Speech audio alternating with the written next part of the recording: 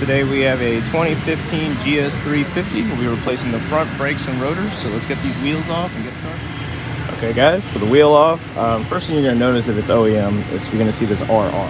And that is because the rotors have a left and a right side. I'm doing the passenger side, so it's the right. I'm only going to be showing you on the passenger side. Just keep in mind it's the same exact process, just different rotors for different sides. So first thing I'm going to do is I'm going to take this cap off. The number 10, I'm going to open this, and instead of using a brake caliper full of squeezes out, because I'm replacing the rotor as well as the pad, I'm just going to stick a pry bar in here and just push it, spreading it out to reset the piston and the caliper here. It's just a simpler trick I always use nowadays. Instead of just taking it off, getting the tool in, sometimes these come out enough to where I can't even shove the tool in there. I got to do something. So I'm literally just going to put a pry bar, just push it all the way out, get the bleeder open, and then we're going to get to removing this and get this rotor off. All right, so if you can see here, I got a little gap now because I pushed it outward, spread it.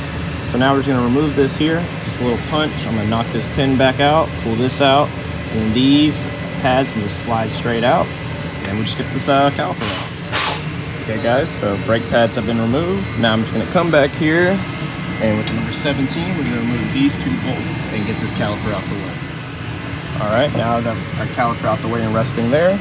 I'm going to use these two random bolts I have into these holes to pop off the rotor, and then we can install the new. All right, as you can see, the old one popped off, and you can see where the screws kind of help push it out. So I'm going to slide the other one on, throw a lug nut on there to hold it in place so that we can get the caliper back in. Okay, so our new rotor's in place. Put the lug nut in, so basically it's flush. Now we're going to go ahead and bolt on the the caliper back onto this rotor, and then slide our new brake pads. All right, caliper is on. Let's go ahead and slide these new brake pads in.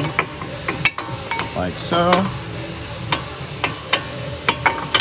And then now all we gotta do is slide that pin in, that little metal piece as well, pushing it downward so the pin goes over it, and all into place. All right, so our new brake pad's installed. Everything's pretty much done. However, earlier when I knocked this out, I did skip one step, and that was because it was missing. And I'm gonna have to add one basically. So normally there should be a cotter pin right here to hold this into place. And earlier when I knocked it, it was because it wasn't there.